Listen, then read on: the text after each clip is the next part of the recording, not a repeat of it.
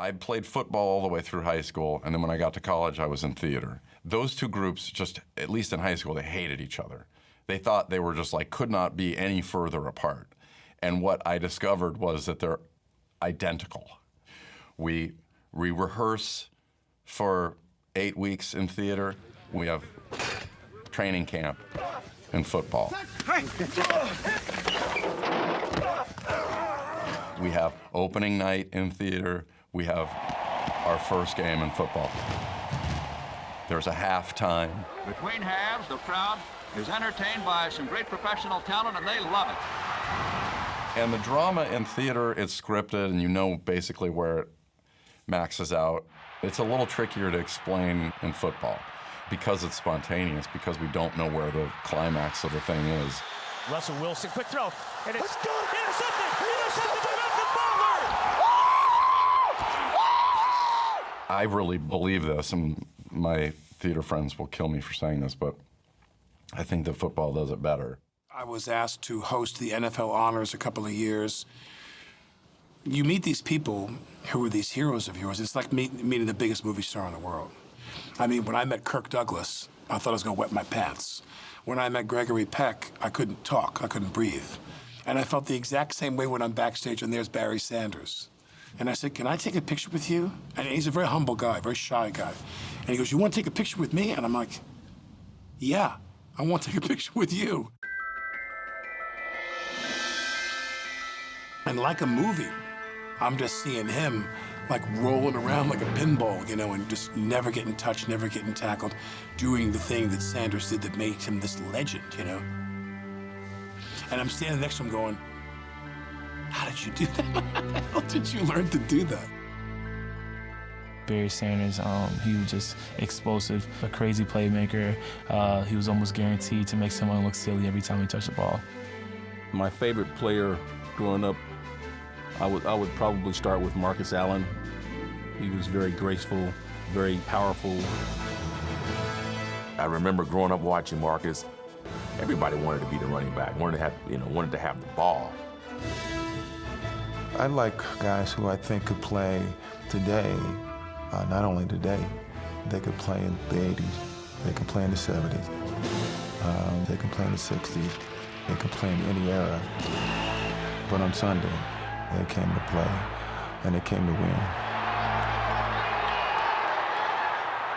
You know, football is played all over the world, Rog.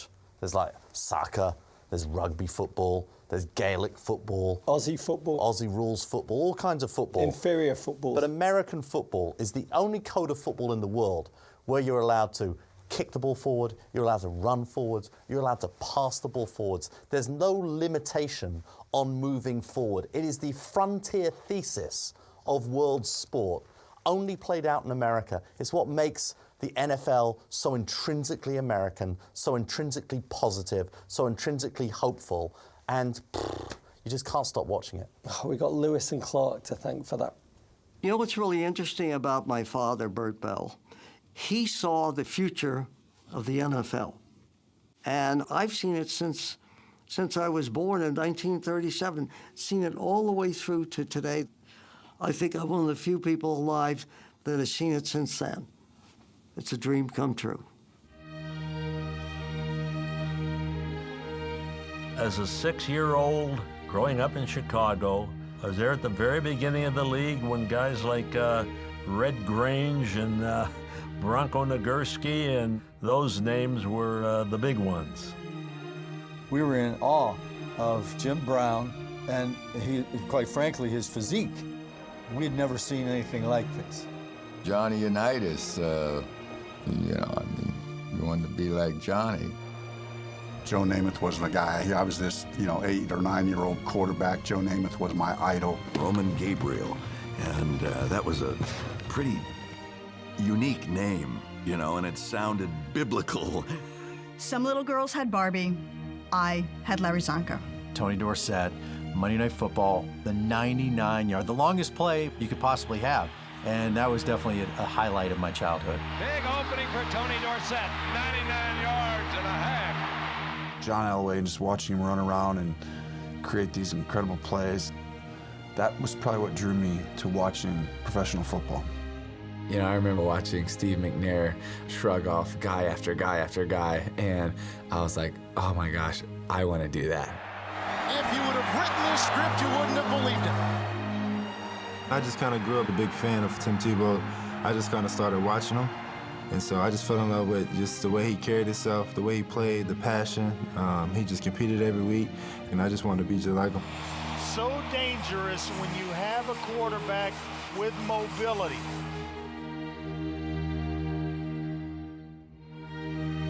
These players you see on all of the teams are the best of the best, and they have a physicality and they have a visceral nature about them that, as little kids, you could only one day hope to have.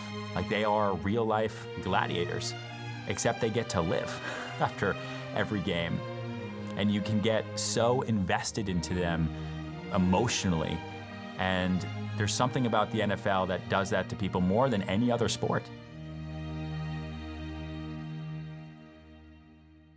Falling in love with the game, man. We all did it in the backyard, in the streets and stuff, man, with my brothers. First of all, the Jets are kind of made for me because I was made in the same year of the last Super Bowl championship for the Jets. We're both 50 in a way. So we were kind of meant to be, you know? When do I remember falling in love with the NFL? I think right after the doctor smacked me on the ass. I grew up in the 90s in Dallas, Texas. And in Texas, it's like you grow up playing football. If you're not playing football, you're a cheerleader. If you're not a cheerleader, you go to the games and you're a fan. It's so much a part of our culture in Texas. And so the love of the game is something that's just kind of always been there. I was a cheerleader since I was a little, tiny little something, playing in like PSA games. And my first team that I was on was the Cowboys. And so that's kind of how I fell in love with the idea of the Cowboys. I grew up in Leavenworth, Kansas, which is about an hour from Kansas City. But my father was a just dedicated Kansas City Chiefs fan. Their year, 1969, I remember the Super Bowl. World champion, baby! Nice going! Yeah! It just seared into me from that moment on. I will be a Kansas City Chiefs fan for life. Well, I was born and raised in Chicago, and the Bears are, I mean, they're everything to Chicago. I grew up in Denver. I'm a huge Broncos fan because Shannon Sharp was just that guy. And I just remember him flexing, you know, all the time when he scored touchdowns, man. That was real cool. Well, I was fortunate because I grew up outside of Pittsburgh, and I watched Bradshaw and the Steelers, you know, go through their Super Bowl runs, and still a Steeler fan today. I grew up in Minneapolis, and I was a Viking fan until they passed on me 12 times in the draft. I grew up in New York, so my father took me to games at Yankee Stadium, so obviously I was a Giants fan. I am a Long Island kid. I grew up in Hempstead, Long Island, and everything was Jets. The Jets were tops. Definitely. I was born in Copenhagen, Denmark in 1960. I came to America as a 17-year-old exchange student in high school. I thought I was going to be playing soccer at the high school team. That turned out to be false information, apparently, because when the ball was shown to me, it wasn't round. So that was my first dilemma. What am I going to do with this ball? I said, all you got to do is kick and run off the field, and here we are, you know, 42 years later. To be a Hall of Fame kicker only, you must be born in Scandinavia. There are only two of these, Jan Stenerud, Norway. Tonight, Morten Andersen, born in Denmark. I was born in the former Soviet Union. So when I came to America, obviously I knew nothing about football. There was no lineage. Then I moved to Edison, New Jersey in the summer of 1982. And I went outside, because that's what kids in the 80s did, and found some kids playing with a Nerf football. And my friend, Eric Godfrey, looked me in the face and said, "Who do you like?" And I said, "I don't even know what you're..." I'm not sure if I even knew what he said, because I'm not sure I understood English fully yet. And he said, "You're a New York Jets fan." And I said, "Okay." And these kids really accepted me. The next day they played with me, the next day, and they became my friends. So I jumped on with them, and I've basically watched every snap of a New York Jets game since. And I'm not kidding. Weddings, funerals, vacations, college.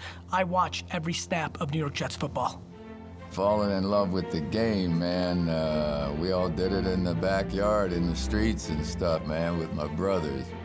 My brother, he said, go ahead, tackle me. And I didn't know what a tackle was. I didn't know what he was talking about. So I, okay.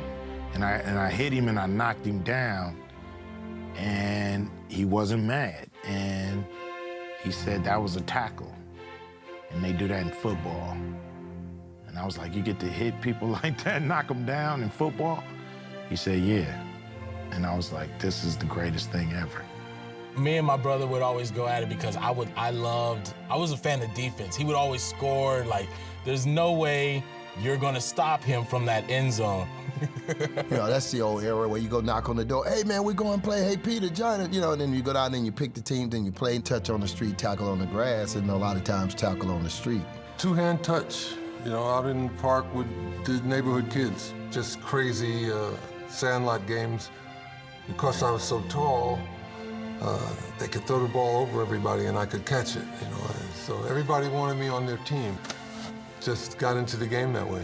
I loved it so much, and it was in my soul that I was one of the first little girls in the country to play organized football. I liked the sport, and I always wanted to do it. I was a little girl, and I just wanted to play.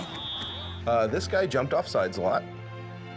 This is me, I would guess, probably 3rd or 4th grade. I was a big kid. Shockingly, offensive lineman. The most notable thing about this picture, I don't know if you can zoom in, is I have a hole in my pants, in my crotch. So that white spot you see right here, that's my underwear. Yeah, never let my mom forget about that. Piper Pirates. I play football every day after school, every day. I love football. I love to hit people. I loved it even when I was a baby. My mother tells me one day, Philip, we're going to the dentist. I get in the car, I'm pouting, and she looks over at me and she goes, you love that game, don't you? I said, yes, I do. And she goes, do you know you could do that when you grow up? I said, what are you talking about? I can do that for a job. And it never left my mind. From that day on, I wanted to be a pro football player. And man, I had a dream, and I made this happen. My father was watching the Cleveland Browns beat the Baltimore Colts. I've never seen my father happier. NFL Sundays in the Wahlberg house was a black and white TV with no knobs, so we used a butter knife to change the channels, a coat hanger for an antenna, and my dad slapping the side of the TV so the vertical hold would stop. And my dad really couldn't get a good picture. You know how they had a TV and he had rabbit ears and it was like kind of snowing, but it really wasn't snowing because the TV was so bad. We had about a 10-inch screen TV, so we had a very small TV, but we got football on it, and you just hope and pray like, okay, I think I'm starting to make out Bryant Gumbel's face, you know, or if you switched over to CBS, oh, there's Irv Cross, okay, we got it, let's go. The New England Patriots, the hottest team in the National Football League, think they have the league's best all-around quarterback, and I talked with them. Probably the biggest play. Those times have something that goes into the fiber of who you are, and it's made the NFL such a huge part of our lives. I fell in love with football because of my dad. I was supposed to be his All-American linebacker. I'm an only child. When I was born a girl, he was really quite surprised. He'd already bought a football for John, who was going to be a linebacker. And so he just decided to teach me instead. And I can remember, Condoleezza, what are they doing? Daddy, they're setting up for a screen. What kind of block was that? That was a trap block, Daddy. So I really enjoyed it with my father. Later on, we brought my mother on side, but mostly it was time with my dad. December 27th, 1964, Municipal Stadium, Cleveland, Ohio. You know, probably the greatest moment for me was 1964. My father was watching the Cleveland Browns beat the Baltimore Colts, man. I've never seen my father happier. And the Cleveland Browns are world champions. And remembering the look on my old man's face, man, I said, man, this must be something cool. Municipal Stadium rings with approval. My dad, he got season tickets to take his two young boys to see pro football. the New York Jets at Shea Stadium. Shea Stadium, the home of the New York Jets, is the setting for our game of the week. 68, they won the Super Bowl. I was 13. I was hooked for life. The New York Jets are the world champions. So here I am, young, trying to learn about the NFL, and my dad said, this is number 4. Hey, let's go every drive. We got to think that way. We really got to think that way. This is Brett Favre. He will throw some passes in the air that make you go, no, no. Touchdown, Green Bay. Yes. Brett Favre can throw from more angles than any quarterback that's ever played. My dad was a die-hard black and gold fan. For the AFC Championship, he launches a rainbow and it goes up and it's starting to come down to the end zone. It is juggled. A Baltimore Colt player signaling touchdown. Remotes were getting tossed, couches were getting flipped with whether or not the Steelers would win each week. And that's when I became an NFL diehard. The ball hit the turf. It is dropped. No time on the clock. The Steelers are going to the Super Bowl. Also on draft day, when the Pittsburgh Steelers chose not to draft me, that was also another moment where Tim McAfee was not excited. So the Colts will have to punt it back. He became a Colts fan for 8 years, and as soon as I retired, right back to the Steelers, and I think that's how it should be, to be honest. My high school dream in my yearbook was to play for the Los Angeles Rams. And Wayne Walker, who was drafted by the Detroit Lions, was my classmate at the University of Idaho. He was waiting for me outside my class. I came out at 1 o'clock, and he says, "You got drafted." I said, "Cool, that's really neat. What round?" And he said, "4th round." "Who drafted me?" "Green Bay." "Wow, that's really neat. Wow." Where the hell is Green Bay? My parents, they always put on jerseys. They put on their Steelers stuff. They put on perfume and cologne. They do it all. And they watch the game, and they're always so hyped about everything that happens. Like, if we make a touchdown, it's like, oh, yeah, we did that. Yeah, what's up? And they always have my other family, like my cousins and my uncles that aren't Steelers fans, and they have them come, and they both watch the same game against each other. And I also think that's really fun. And it's just really funny to be a part of that. Hello, sports fans. This is Bob Neal, bringing you the best show in football. It is the greatest collection of football players you have ever seen in your life. Professional football is the greatest entertainment in sports today. The thing that I love the most about the NFL is the ritual of it. The anticipation of coming together as fans, as friends, as family, as a community to see greatness, to see a fourth quarter, Hail Mary pass caught. Staubach hit Pearson. Would you believe it? It's a Minneapolis miracle! Every play has the opportunity to be something great. It's caught out of the air by Franco Harris. No other sport gives me that sense of belonging. I can remember sitting in the living room of Grandpa Bill and Grandma Marie Harbaugh's house, and we were watching the game. And everybody's there. My whole family's there. My mom had 2 sisters, and they had 15 kids. It's kind of a family game. Like, people, you want to watch. You want to watch with your friends. You want to watch with your families. You want to make a day of it. My husband is a Bills fan. My son is a Cowboys fan, and I'm a Steelers fan. And it's just crazy in my house because we all fight over the games and who's gonna win. You'll have a couple of guys with Ram jerseys, a couple of guys with Raider jerseys, a couple of guys with Green Bay jerseys, a couple of guys with Dallas Cowboys. And I love football because that's what football does. Brings people together to have a good time.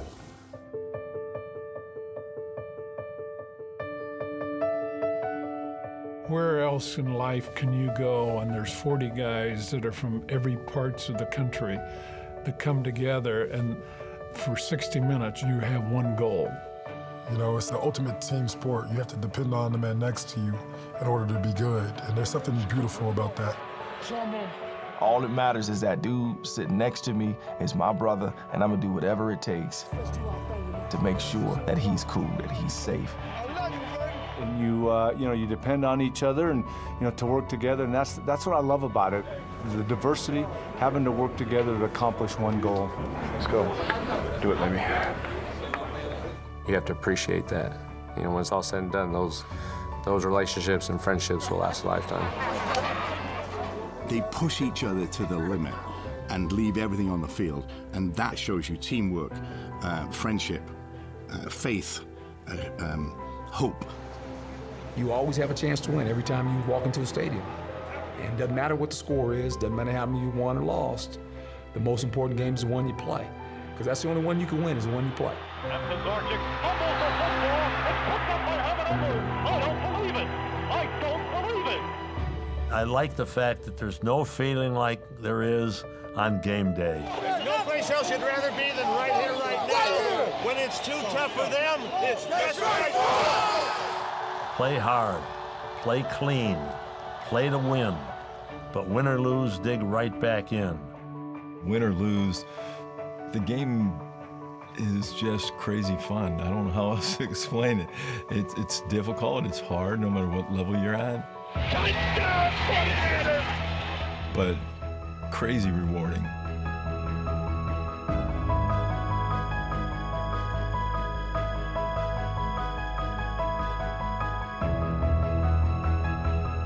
I'm a die-hard NFL fan, and I always will be. I mean, when the football season's over, I'm a little depressed, I gotta admit.